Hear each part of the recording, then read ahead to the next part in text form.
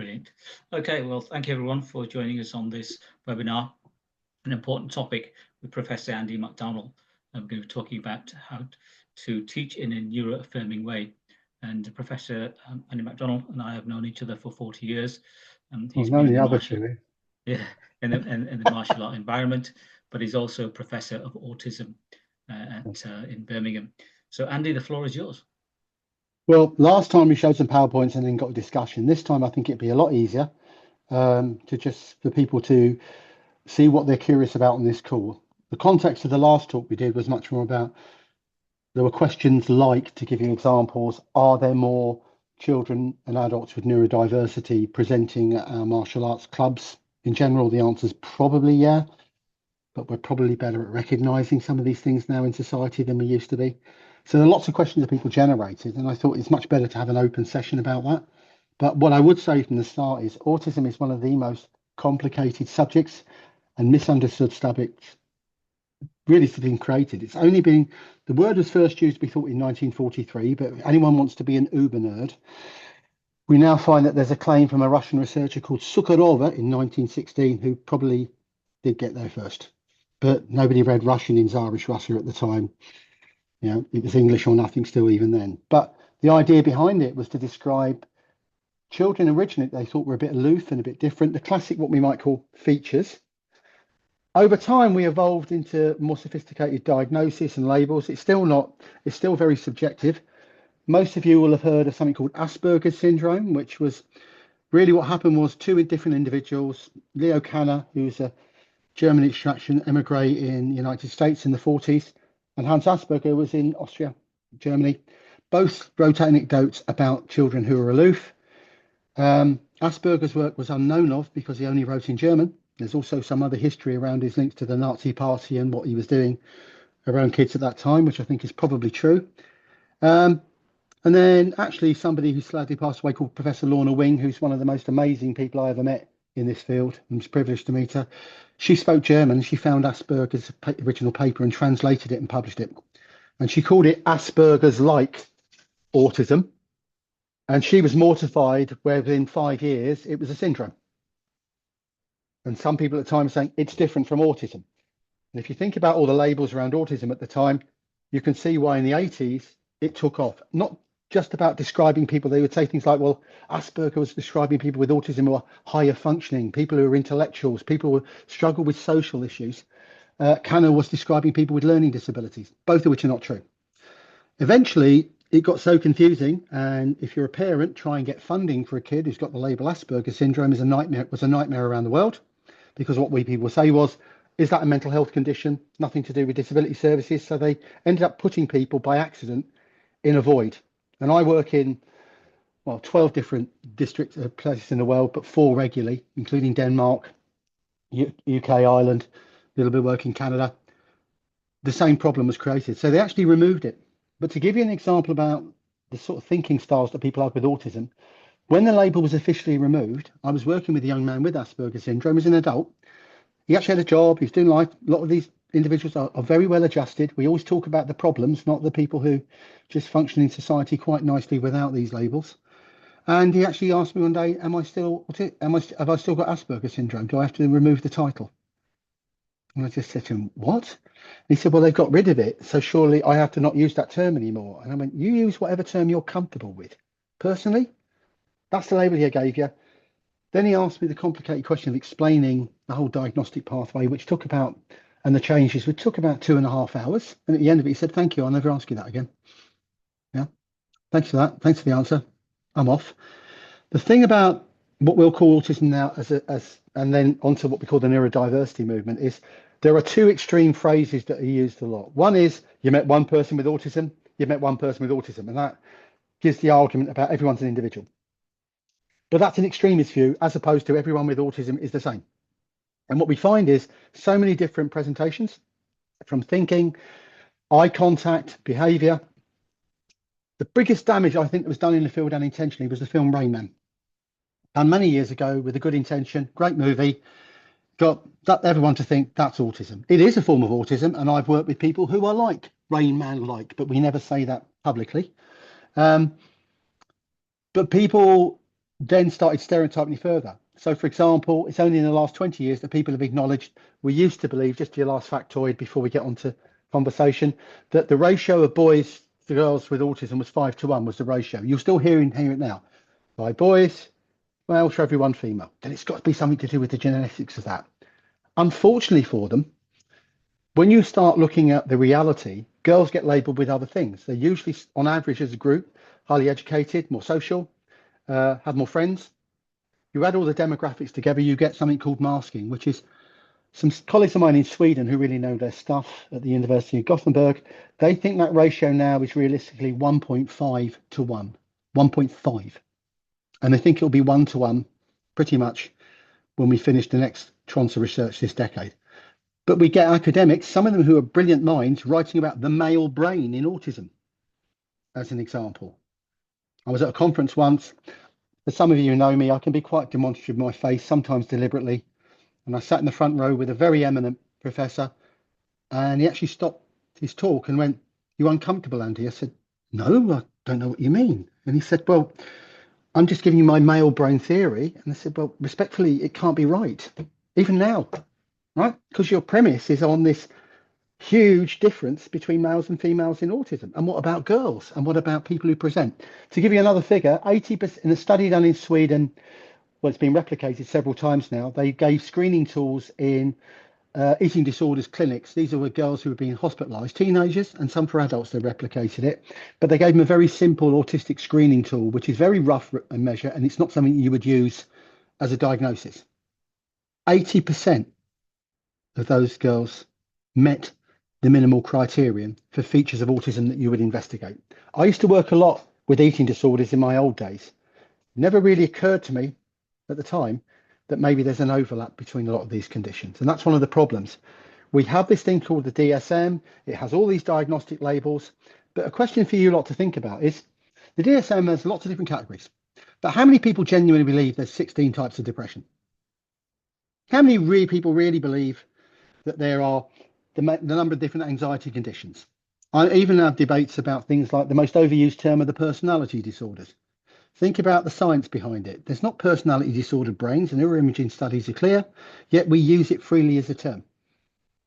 Yeah. I worked with somebody once who was a young girl who had a diagnosis of autism. She moved to Ireland. She had a bit of a job. She was doing okay. Her friends went off to university, and then she decided overnight, literally, to start self-harming, literally overnight. And what her parents discovered was she had re-diagnosed herself as having a borderline personality disorder from her reading on the internet. And she's a bright young woman. So it's probably the most unethical thing I've ever had to do in my career. I had to call her into an office and say to my colleague, "It's all probabilities diagnosis. You should say it's highly probable. You don't say absolutes, because these constructs are not that solid." And I said to my colleague, who was learning at the time, "Don't say anything or react, because I'm about to say something a bit extreme to her, but she'll understand in her black and white thinking style, and literally a literal concrete thinking style." And so she said, "Do I have autism?" I said, "Categorically, yes. I reaffirm your diagnosis from your professor." I won't name the name. And now really good at what they do. "Do I have a borderline personality disorder?" Strictly speaking, psychologists can't diagnose anything else. That's the area of psychiatry. And I said, "No, you don't. Categorically, 100%. I give it as a real anecdote. Within 3 weeks, she'd stopped self-harming. She got herself back onto the track. The label itself, she'd reading all this stuff. Now, that's an extreme example, but it's an example that a lot of these labels are fluid. So where we come to neurodiversity, ADHD, how many people said, "Well, I've got a bit of ADHD, I've got a touch of autism"? This isn't scientific kind of communication. It's what we're stuck with as a society.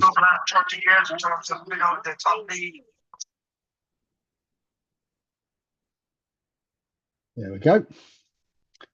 Yeah, Right. carry on. I had to mute. So the word neurodiversity came out of this whole field, and it actually came from people with a diagnosis who said we are individuals, hence respect us as individuals, and it became a counterculture. So the term started being used in the late 80s, mid 90s, really is realistically in Australia, and it's a movement.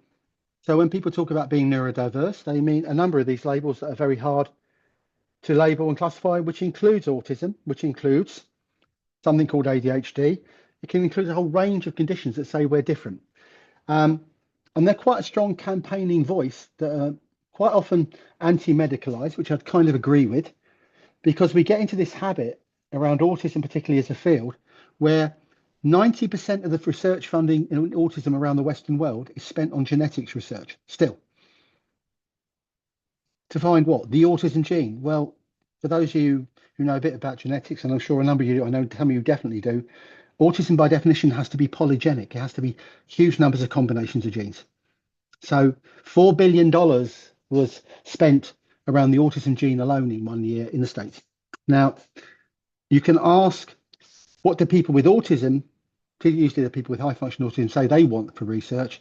They want that money to go into things like, how can they cope with anxiety? What can improve them in social situations to cope with jobs and everyday life? How do they get jobs and employment?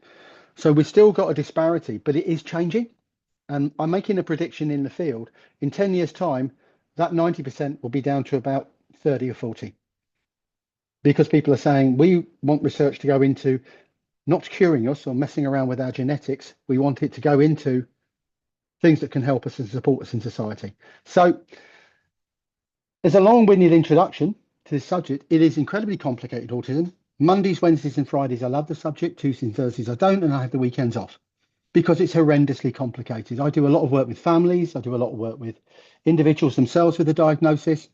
I have staff in my team, some of whom have a diagnosis, but as I keep telling them, it's up to you whether you want to tell anyone or not.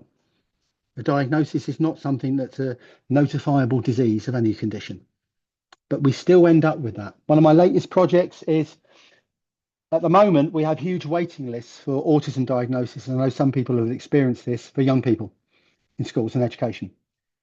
I'm hoping that the government just doesn't throw a pot of money out there for people to do rubbish diagnosis and get rid of the waiting lists. Because the real problem, to give you an example, is a social problem. If you're a parent with a child with autism that has some challenges, and by no means that's less than 20%, if that, of those individuals, to get extra support in schools and classrooms in the UK, and this is also true in some other parts of the world, but less bad, you need to have the label to get the extra supports and the school to get the money.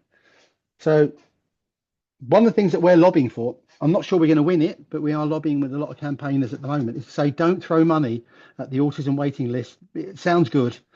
Actually change the criterion for access to funding for these diagnoses to say, if you are suspected as neurodiverse, 90% of those individuals within 18 months to 3 years get a confirmatory diagnosis. Less than 10% are inconclusive.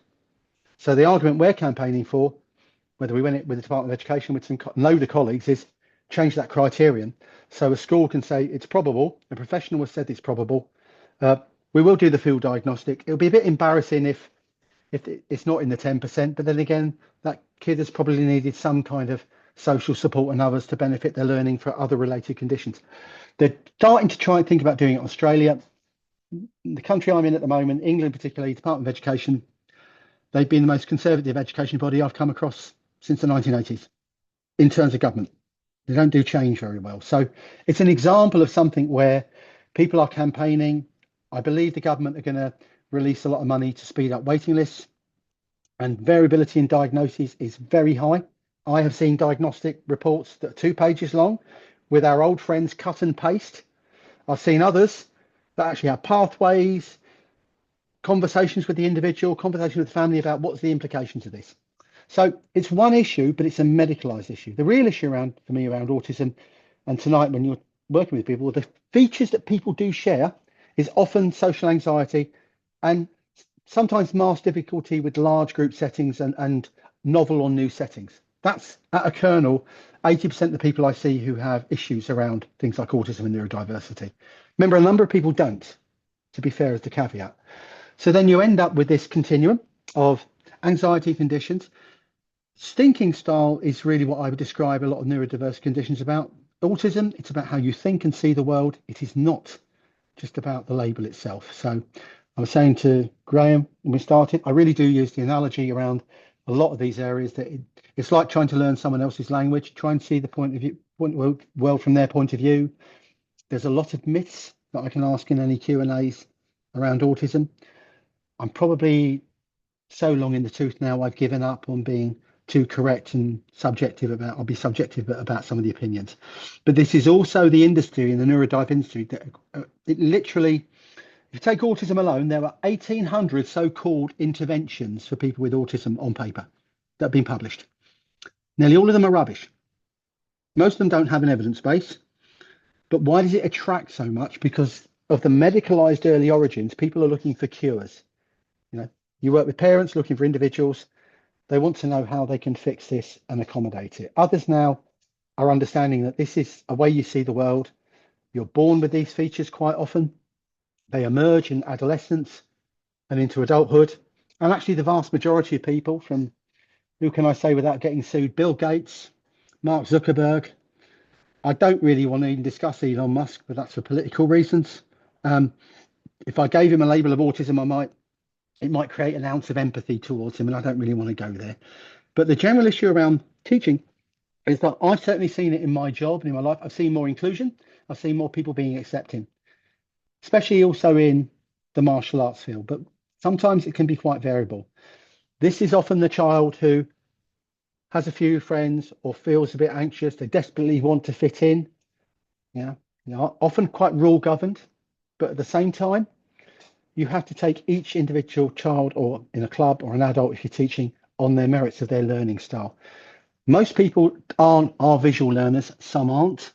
And again, it's all the caveats about looking at that individual and saying, does that child learn better with repetition or not? Usually yes, but not always. Putting people in the middle to do pressure tests, it doesn't mean to say we shouldn't do them. I'm going back to my martial arts grading days. Shall I say it, Raj, the highest pass rate of juniors, I think, on record in history, but you wouldn't have thought it from my barking and shouting at them a lot of the time. Because you get the odd child where you'd say, I was one girl once, I said, you've actually passed, but stop crying. You're very anxious. You've actually passed. All I want you to do now is one more thing so everyone can clap. Okay. And she did it. Right.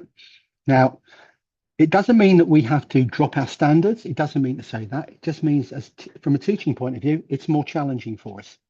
And we have to think outside the box a little bit more and be a bit creative.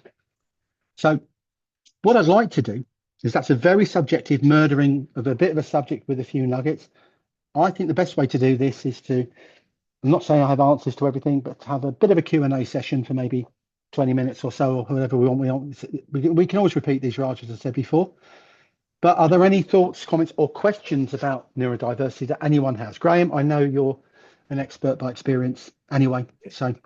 Brilliant. Thank you, Andy. Yeah, I'm going to open the floor out to individuals that'd like to make comment or ask a question. Either, it's all fine. Anyone like to go first? Yeah, I'm happy to start. So the whole idea of autism it seems to have expanded.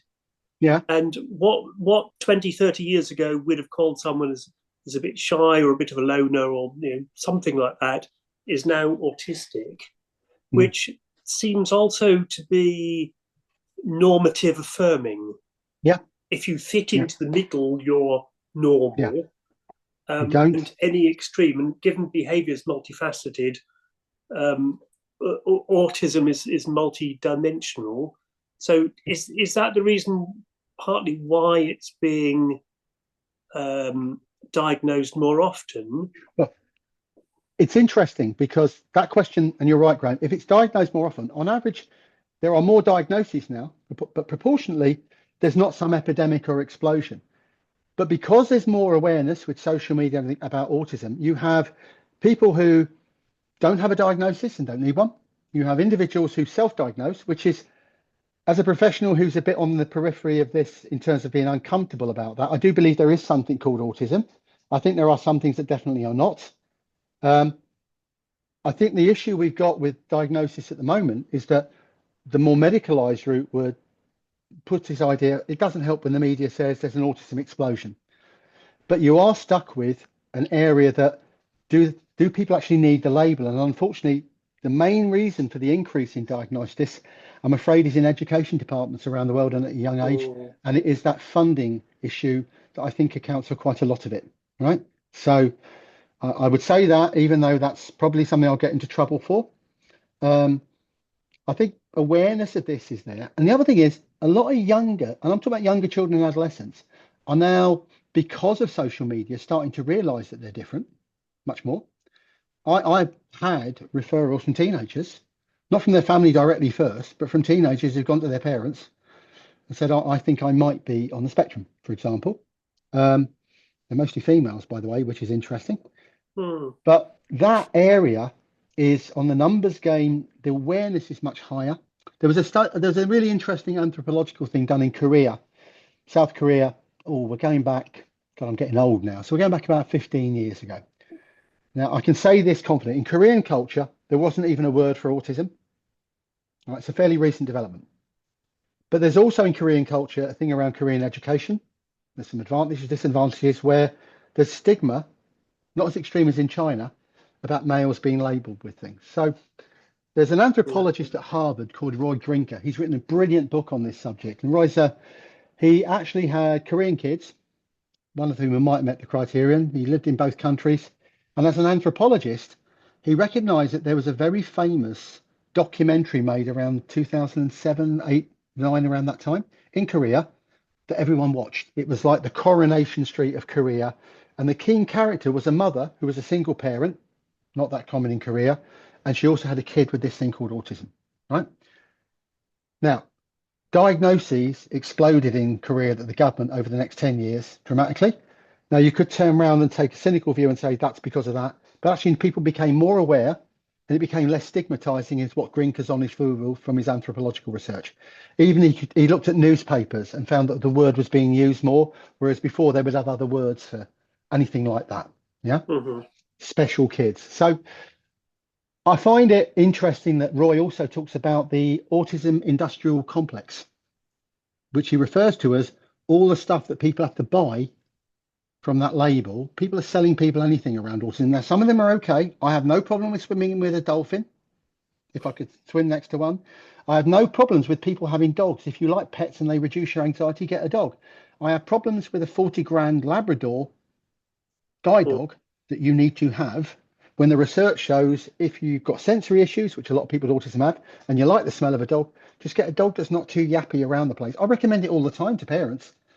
Get people used to sort of animals that they can show affection to. You know, this is not a life sentence. It's not a curse. So there is this thing now where people talk about, is it on the increase or not? The more probing question is, I think that diagnostic trap where people have to have the label now in many parts of the Western world, particularly to get any funding for anything, I think it is a big factor. We're still debating how big a factor it is. I think it's quite large.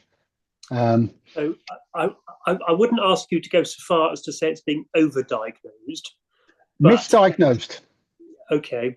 But what it does mean is that if we're dealing with someone with autism, there's not a way of dealing with it. I remember teaching back in the 80s, you particularly try and pick up on people who need to be bullied and pushed to do better, and those that you need to step back and do better. You know, there's that kind of tension. There is. Is it more complicated if we're trying to deal with the entire spectrum of neurodiverse people? Totally. And also, look, to give you an example, I started off in my career as what they call quite a hard behavioural psychologist. I didn't last very long doing that work because it felt like I was teaching people to perform like animals. I was an expert in operant theory, expert in learning theory, but when I had to work with real life people, some of whom were on the spectrum, it didn't work that neatly. Here's your reward, here's your nanny's 911, here's your super nanny, rubbish. I nearly put my foot through the TV years ago as a low arousal, non-confrontational practitioner because they wouldn't turn nanny 911 off my kids years ago. I said, turn the bloody thing off or go into another room to watch it because it's pejorative nonsense and it's what people want to hear. I can fix this person's behavior. So what happens is there's a whole industry around that. And often parents that I work a lot with, they instinctively are trying to get a balance between how do I teach somebody that there are some rules, but how do I not overdo that? And getting that pitch is hard. One thing all these kids and adults share that in my work is they're pretty much everyone anxious. I prefer the word stress myself for lots of reasons. I can't go into it today, but stress reduction strategies are always the best. Schools are getting a bit better at that. It's still a bit patchy and a bit of a postcode lottery. People understanding that maybe a child learns better with the music. I had a kid with teenager in Ireland who got to university. He's got a PhD now, not very social, grumpy. very aggressive when he was a teenager. And one of the reasons is his parents were teachers and they were trying to get him to learn in the way that they learned. Turn your TV off was what they said to him. Well, he was a big lad. That's why I got summoned to the house. You can imagine what happened. They put some rules in about bedtime. This kid only needed 5 hours sleep at night. He aced all his exams. And if you watched him, he had headphones on while he was doing his work. One ear uncovered so he could hear. The other with loud music. He had a fidget toy at the same time. And he had a rocker chair. And he did his work. And with all that din, he definitely learned more efficiently because whatever he was doing, filtering out background noise, his style of learning, those parents were lovely. And I just said, well, it's a guess, but I think maybe given the way he has literally melted down for the last month, why don't you just let him continue learning in the way he's learning? Has he failed any exams? And then it came out. No, in fact, his scores are off the scale. Well, then just don't think he's got to learn the way you do. And it's one of the important differences. Now, and not everyone's like that. Schools are a bit more accommodating. Dyslexia is a good example, which does count within this field where people are. My son ended up he had severe dyslexia diagnosis when he was a kid. He ended up getting a first in engineering at Lancaster. He had the most amazing support at Lancaster. We were conscious about which universities give good support. In his first year, he had to have a scribe for writing his notes. His scribe that was allocated to him was a postdoc in the engineering department. And I said, Matt, I don't think you're just getting normal notes here. He said, well, she doesn't get paid for that, but we sit down afterwards and we usually have a conversation. I said, you're getting an Oxford style seminar at Lancaster because of your dyslexia. That's pretty cool. So I think people are more aware, but there is this problem. I mean, a lot of my work with families is they struggle to get resources. I published a study recently on something called the low arousal approach with families, and it's a qualitative study. And one thing I didn't expect to come out of the sample that we kind of had a sub-sample, you always get biases in the samples and accept that, was the anger that most of the people who agreed to the study had with professionals. Anger. Disrespectful, came into my house, gave me a chart, was one of them. Yeah. Didn't see him again for 6 months. Yeah. Met them at a school meeting, like they were experts on my child that they'd spent exactly 1 hour with in total. And one of the ideas about changing the balance here is that if this is not to be medicalized, then we channel our supports into simple things. So the approach is I do around what we call low arousal, very simple things to say to parents. Half of you doing this most of the time. It doesn't mean to say have no rules, but have as few rules as possible, because they're points of confidence. It doesn't mean none, right? The same with giving people time with their stress, because stress affects your learning. Yeah, even simple instructions for all people with autism give people time to process. So we develop these very simple rules, and what we're told is, and there's a little bit of data, but not as much as I'd like, that it goes down well with people. And it goes down well with people because it's how you would treat anyone who was hyper stressed. So I play the same roles when I used to work with people, and also when I'm in contact with someone about meltdowns is what they would call them in public. You know, many times I've experienced them, seen them, witnessed them. And actually, what you don't do is correct someone when their stress levels are that high because they're not processing what you're saying. It's a very simple fact. Yeah. It's science. Neuroscience will tell you. Saying stop to a child who's literally experiencing what is panic anxiety par excellence, that's the time to, in German, we used to say deine Mund geschlossen when I was doing some training over there. Throw a bit of German in, shut your mouth. Stille, be quiet. And I think people are learning for their own children, their balances. Even for adults, people forget there are an awful lot of adults who live with their families, right? Who don't go on in that other third and do that. And again, people struggle with what that means. I do think this awareness is less stigmatizing. I'm rattling on here, but I think you're right. There is a balance, but there's the two extremes in the industry. You know, there's in the 80s, there was a lot of behavioral training where a guy called Professor Lovas, it was almost like a religious movement. I can cure autism is what he said through behavioral means. Well, what he could do is he could use fear and tactics to stop people flapping their hands. I did. But he wasn't curing autism as such. Yeah. And it's still a field where people come up with some amazingly strange things. In COVID, I was doing a lot of consultations for free for families around the world. It was great. I was sitting in my house here, you know, drinking my wine, trying to do a bit of good. And one of the most common questions that I got asked in the second phase of COVID was nearly every family, I'm not a medical doctor, I would count and wait for them to say, should my son or daughter get a vaccine? It came up on 90% of the course. Yeah. And I had to learn a shtick at the end. I'm not a medical doctor, but I've actually read the Pfizer study. I've actually read the AstraZeneca studies, bigger sample size, smaller sample size.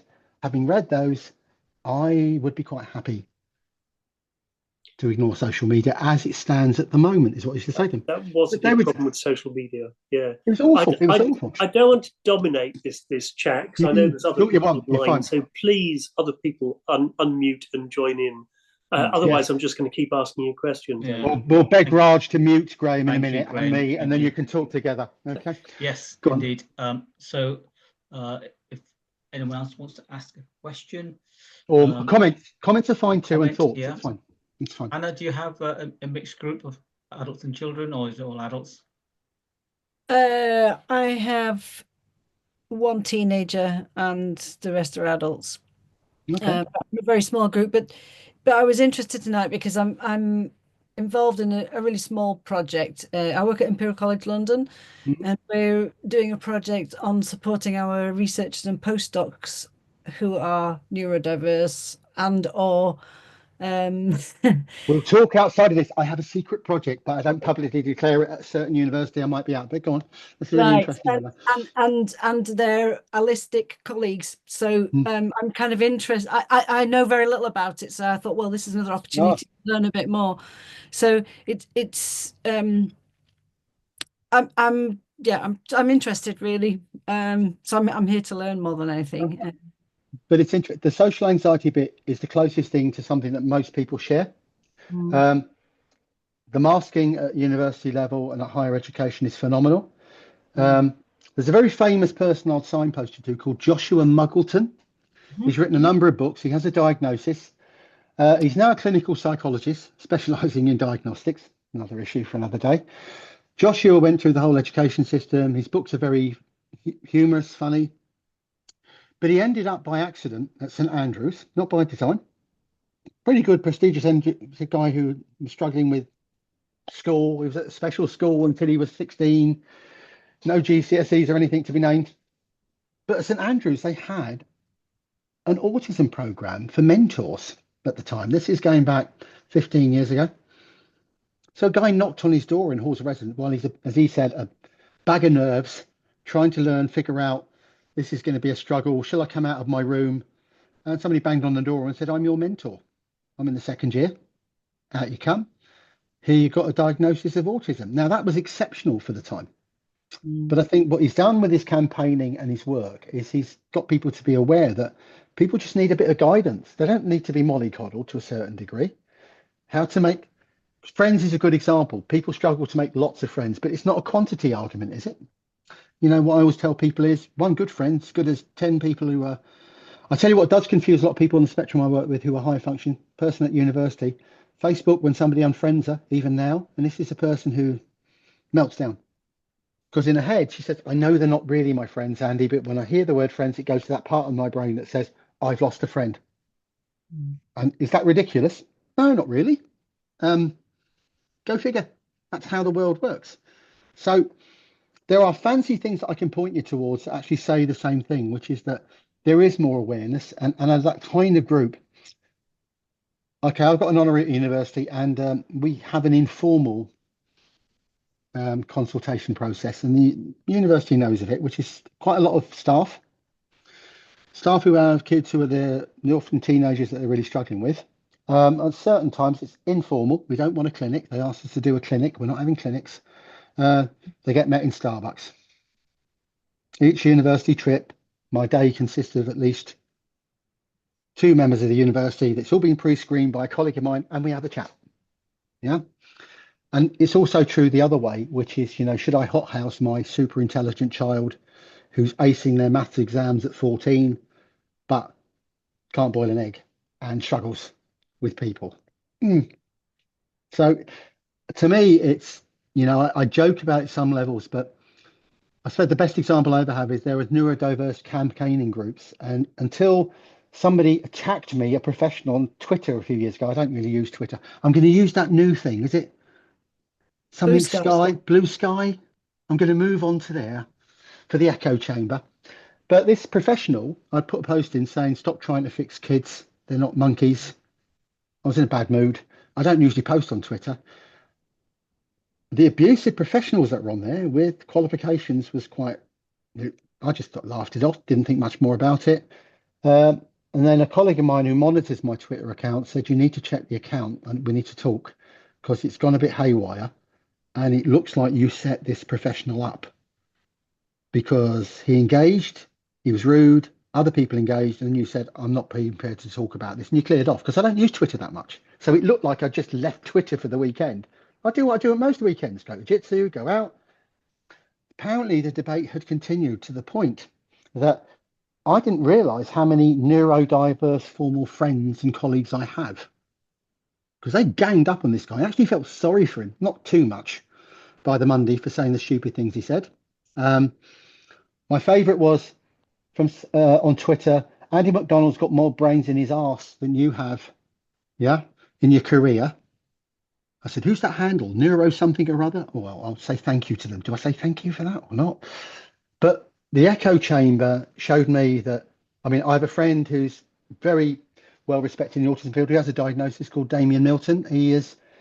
He's put forward a theory called double empathy theory, which is amazing, which says that it's a myth that people with autism struggle with empathy. It's a two-way street. We struggle to empathize people with certain labels. You know, you have somebody you meet who's going to be elderly and dementia in a care home. You're going to think part of you, I'm going to be a customer one day. It's quite hard to connect with labels like autism. Acquired brain injury, we can have more empathy for as a general rule, because that could be us in a motorcycle accident tomorrow.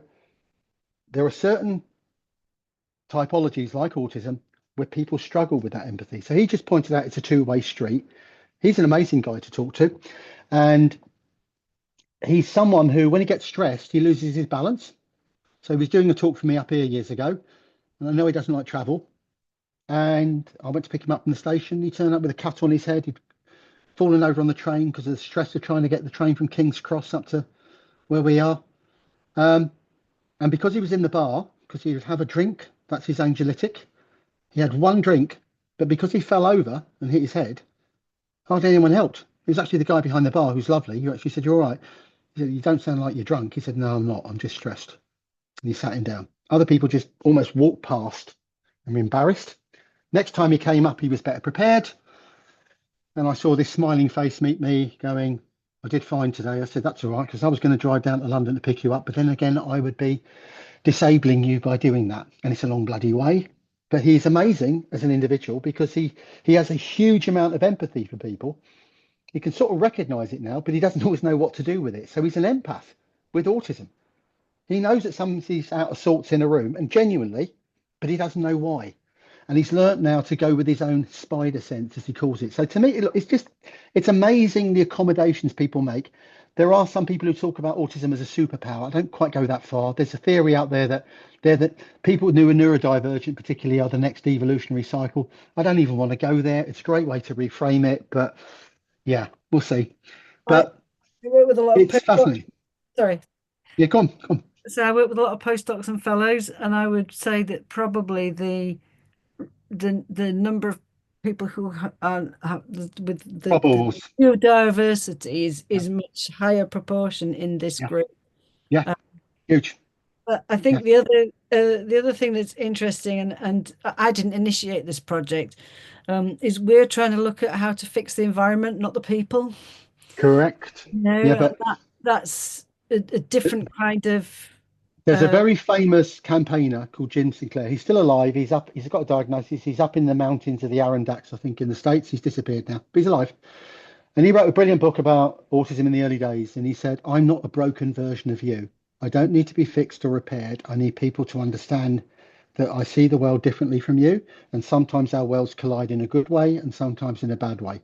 He's still considered to be a guru in the field for that reason. But making the accommodations is one, but we've also got a societal problem as well. And at universities and cultures, it's getting better. How many people that we train with in the early days, or people that we knew, probably had these features? The most famous person who probably would have met the criterion, but retrospectively, was Einstein. He did all right. He was monotropic. He had a singular focus on the subject he was interested in, nothing else. He failed his exams at school.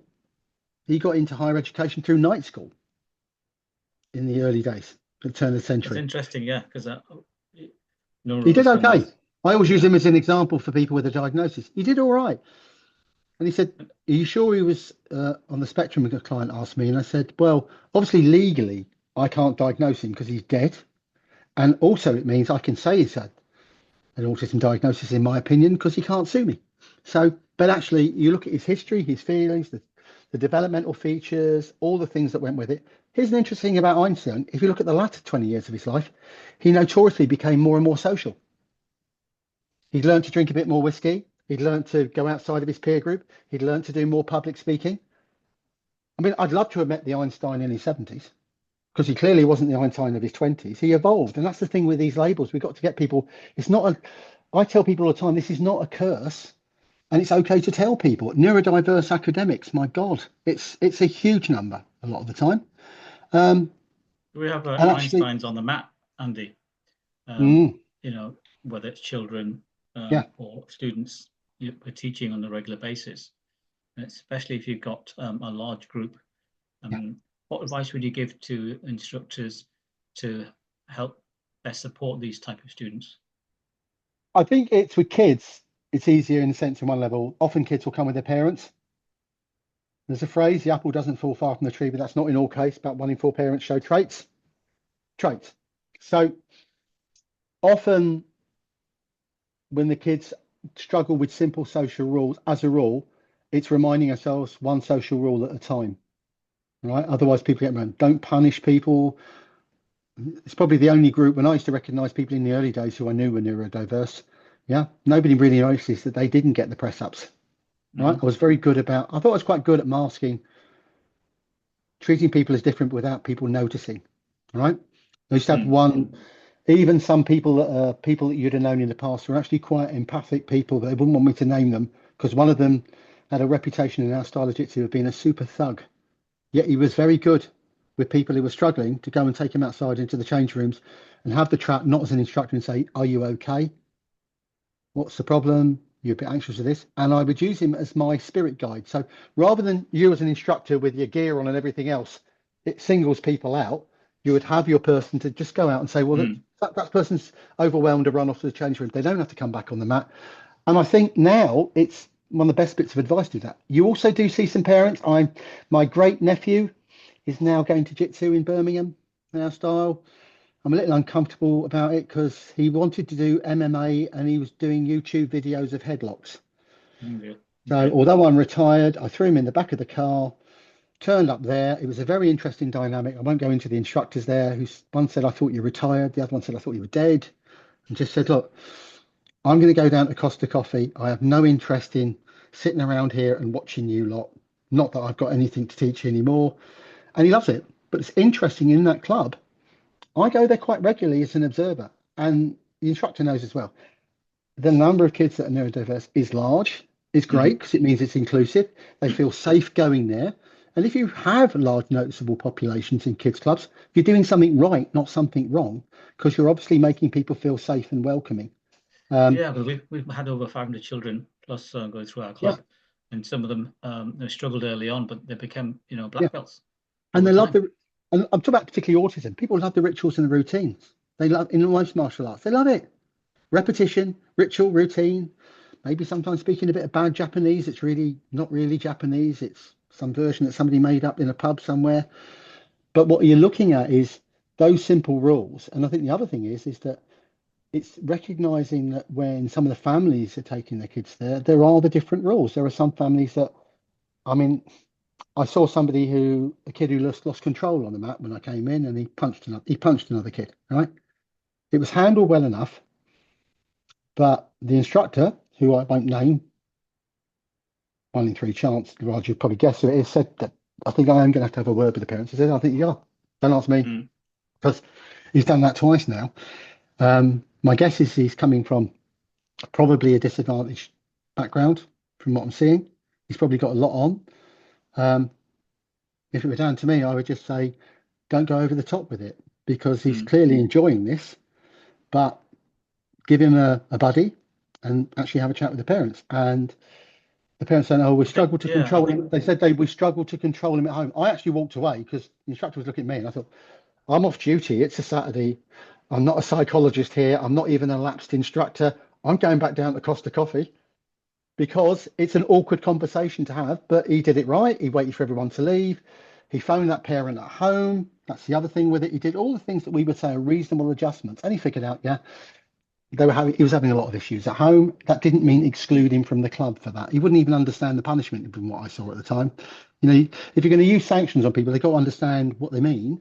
And even you do, it's not the best way to learn. So they're my kind of simple tips a lot of the time. I think the other thing is that having good ratios of support for different children or adults that are neurodiverse, because I think really, setting up the scene and the environment you mentioned earlier on.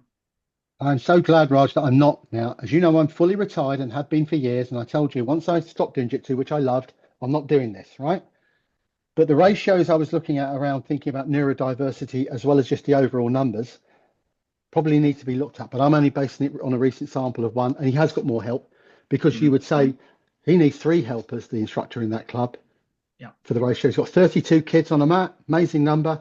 But when you take in the neurodiverse proportion, setting a standard that says that ratio, you have to accommodate that. And I think they worked that out themselves, I was pleased to know. But yeah, it's a very good point. I mean, I think we talked about writing the next book on this topic, and it's definitely an area that I've started on. So that is something to worth.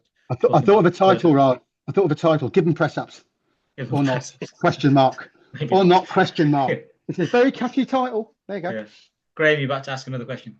Yeah, and earlier on in the conversation, you were talking about dealing with the environment to de-stress people with neurodiversity. But one of the issues in teaching physical skills, unlike sort of postdocs, you can go and sit there and twiddle your thing, and you've got to do it in public. You have to have some degree of stress. I mean, I've been teaching dancing for quite a few years now. People feel uncomfortable because they're doing something different in a new environment. But actually with martial arts, it's even more extreme. You have to put people under stress because you're preparing them for a very stressful situation. It's just a question of pace rather than that. And I think that's the honest answer. You're not trying to stress people. We're trying to minimize it. But the opposite extreme is it's not tough love and somebody will snap out of being neurodiverse. And that's not what you're saying, but it means graded. So small groups, I'm more reticent about bringing people out into the middle of a large group to perform. I might do it less for some people until they're comfortable with it. Giving somebody a bit of a buddy that, if somebody comes to a club and they haven't got a buddy, and I mean by that, somebody will talk to them. Yeah. Even if you tell them to do it, it's accommodated. But over time, people can accommodate an awful lot of stress. One of the things about these conditions is that people are context learners.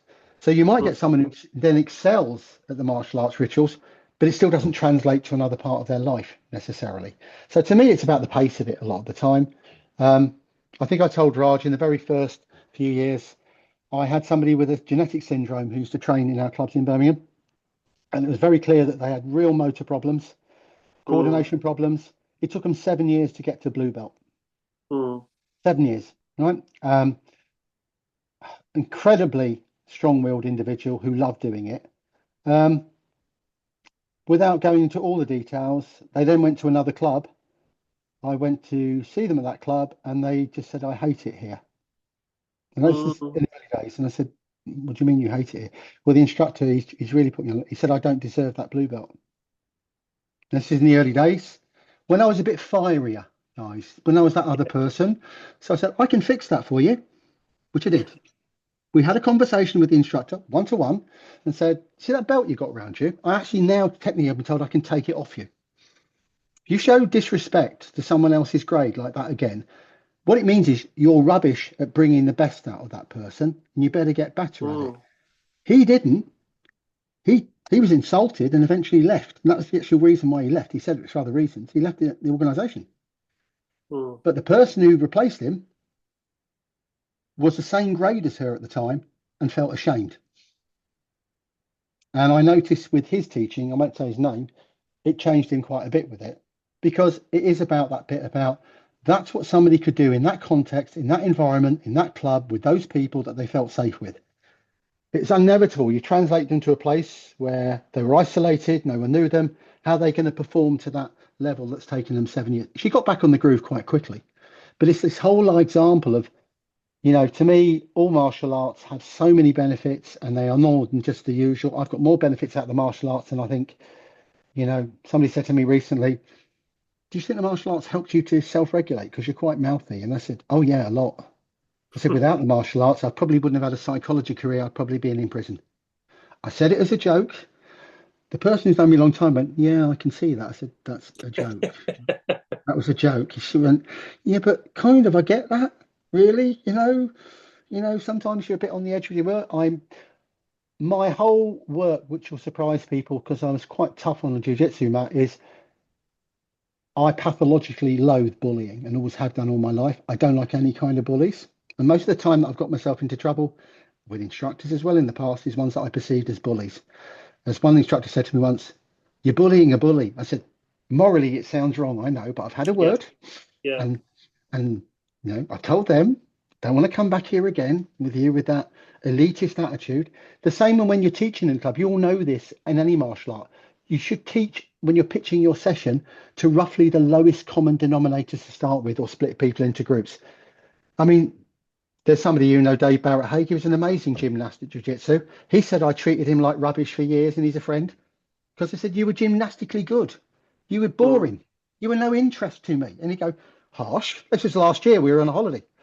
You were boring. You weren't interesting to me. Running around into the gym, cartwheels, everything else. Yeah, dull. Now, there was somebody in your year that you helped who couldn't get their left and the right for a year, and you helped them. That's a buzz for me, and it always has been. But it's hard. It's an interesting point. I taught a white belt with polio, and took over 12 months to get the yellow belt. It was a long effort back in the days when it was every 3 months. So it was a lot of work to get there. And then there's other people who look as though they're so athletic and they can do anything, and they give up because they find it all too easy. Yeah. I guess it is that point of stressing people enough to make it interesting, but making them feel safe. I think if people feel safe, they'll come back as a general rule. Yeah. And anyone's part of making that people feel safe. It's being respectful, it's being inclusive, but not being overly soft. I mean, God almighty. I mean, some of you guys know me from the old days. I wasn't exactly Mr. Accommodating the people. No. Somebody even called me Attila the Hun behind my back. How dare they? Terrible for my day job in non-confrontation. But the point around all this stuff is that it's demystifying the area that with social media now as well, the growing thing that I want to give a positive message kind of to round up a bit more is that it's actually quite amazing to see in 10, 15 years how I don't agree with everyone from the neurodiverse community. There are people who believe, for example, somebody said to me, unless you have a diagnosis, you can't do research into this. And I said, quite frankly, and because of my neurodiverse friends, I knew I would get away with it but I know many academics who would have been lynched by that audience. And I said, I don't agree with you. That's kind of a fundamentalist approach to this. I said, there's neurodiversity in my family. Unfortunately, I wasn't lucky enough to get the label for lots of reasons. I said, but on the other hand, it cannot be only someone who's experienced trauma can work with people who are traumatized. It's helpful in some occasions, but it's an absolute. Similarly, when you get extreme professionals who say the only way to do this is my program and I can fix autism, well, they need to go on the scrap heap as well. But the nice thing is, at the moment, individuals who are, shall we say, coming into their assertiveness, it's generally mostly good. I'm working with a colleague at the moment who's written a book called Neuroaffirming Practices in Play Therapy. It's a brilliant book. It's very simple. I said, who did you write this for? She said, play therapist. I said, having read it, you should have just broadened your audience a bit of a mistake. Do you fancy doing a second version? She said, yeah. She said, do you want to put your name on it? I went, well, I couldn't really do that to your work, but it's so good. Maybe if I can add something to it, I would, because it's just breaking it down into very simple principles. There's extremists in all this movement, but I don't like the woke, what they say, calling everything woke because of this, because we're including people now. I have no truck with it, right? let's go back to the good old days and put kids down the coal mines as well. Yeah, and life expectancy was about 31 in Victorian times. Yeah, the happy days that we had in society. Oh, the good old days. Yeah, Yes. they were happy then, you know. Rates of childhood prostitution in London were at the highest in the 1890s by recorded records. Think about that. So what we're looking at now is a movement. There's lots of stuff that I can signpost, but if you want to email many of you guys through Raj, we can do it. There's lots of interesting books and materials. And if anyone does, because you're a small group, have any kind of curious, you can contact Studio 3, my office. And I'm now in this kind of style where I do have a bit of flexi time occasionally. I'm quite happy to talk about any issues. I'd be fascinated to hear, Anna, about what you're doing with that project anyway. And Graham as well, it'd be great to catch up. But listen, I think Raj, in terms of putting some principles together for the next phase of it, I don't like saying that autism, particularly ADHD, is an enigma, but we haven't even got onto the topic tonight of somebody who says, can you be both? Depends on your point of view and depends on who you ask. Right? Right? I mean, what can you say on dyspraxia? Because we've had a it's a number of thing. students that we're supported with dyspraxia. Right. Dyspraxia is okay as a label. When people start talking about hypermobility and other syndromes, then you have to get worried, because what people have done is they've extrapolated a way around these things. But as a general rule, dyslexia, dyspraxia, strong overlap, right? Dyslexia overlaps with a lot of things. Interesting thing about dyslexia and learning is that motor coordination through things like martial arts, balance boards, wobble boards, all the things that we thought was lunatic fringe 20 years ago, there's actually an evidence base that you can help people organize their thoughts. Cardiac exercise is the only other advice around all of these conditions, that burst cardiac activity before you do something that you need a focus is true of everyone, not just a neurodiverse. So even when we're teaching, it's a real trick to the trade of that bit where you tire people out the warm up.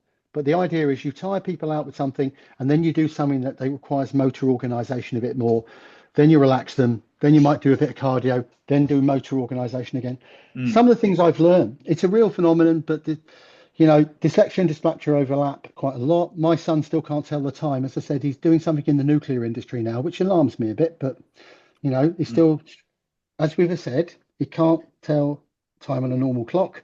Sometimes gets his left and rights sorted out, but apparently he's an excellent engineer. He doesn't require those skills for the design, possibly on something that is public knowledge, but might be to do with the things that go under the sea and carry missiles. But that's part of the accommodation. You need to see all of these, dyslexia, dyspraxias, as a lump. But there are some syndromes to be aware of that are becoming popular because money's following it, rather than are they discrete syndromes. Dyspraxia is an entity. It is definitely a thing, right?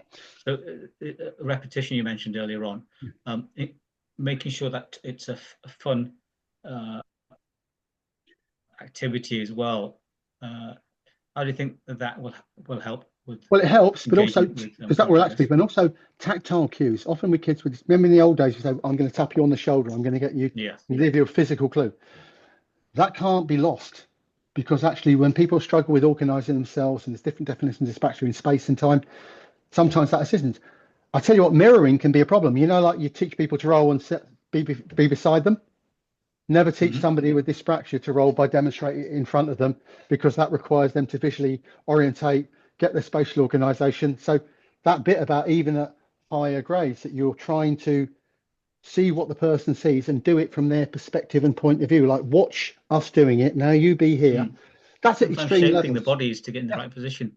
And that includes contact, and that's the hard thing, because we can't lose that. Obviously, asking people permission to do that, but people do need that sense of contact. One of the kids in my clubs before I retired, he couldn't do a backward roll to save his life, but he could do everything else. Every grading. We drill him like the army. I got some of the best people to guest and come down to the club. They all failed, was their words. And I just said, well, is it the end of the Western civilization that you can do everything else, but you can't do that? Well, as you know, our martial arts One is a lot day, of contact. Yeah. In our martial arts, there's a lot of contact in jiu-jitsu. Other martial arts, they do more katas. So neurodiverse individuals may benefit from both.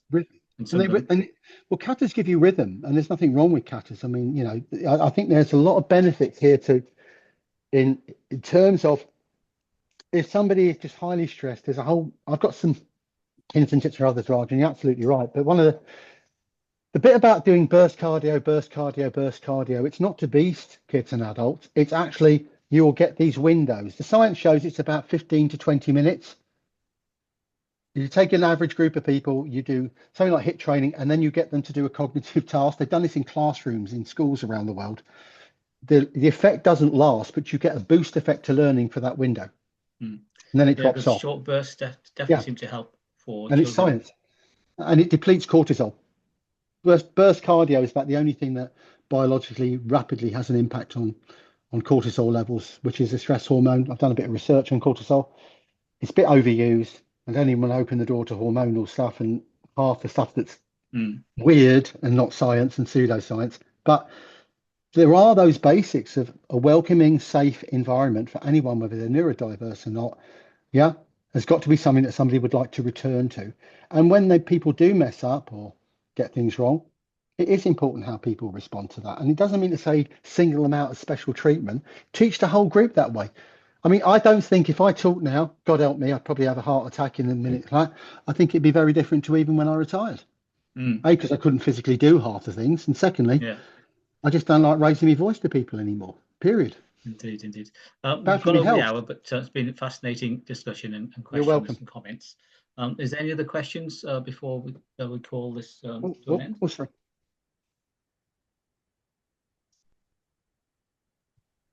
For those of you who don't wish to drink alcohol, I don't wish to be offended, but it's a very nice Italian wine that somebody just brought. So, but listen, thank you for that tonight. And Raj, we're going to get our heads together, and I mean that properly. Now I'm a bit more mobile again. We'll do this about the book, and this is a kind of conversations and programs. I don't have the answers to everything, but I will talk to groups, whether there's 2 people or 200. I'm a social being. What can I say? Yeah. Well, thank you once again to the audience and to Professor Andy McDonnell for sharing his thoughts and experience in ramblings, musings. Well, thank you. It's been really interesting, and one thing that I've particularly valued about this is obviously that I'm working in an academic environment, but I have the martial arts experience, and trying to connect those two things together, and bring things across the boundaries. It's been food for thought. And I would genuinely love to catch up about what you're doing. Really would. Yeah, well, the office open. The email I signed up with, is working. No problem. So I'll get someone to contact you at some point. And Graham, for lots of reasons, and you're a parent as well in the field I work in. Well, I'd like to share my email. I'd like to know a bit more about that. So I'll send you some invites at some point, because it'd be nice to catch up as well. But anyway, been a pleasure. Brilliant. I need to go and have some wine therapy now. So good night. Enjoy. Thanks very much, Andy and Rob. Cheers.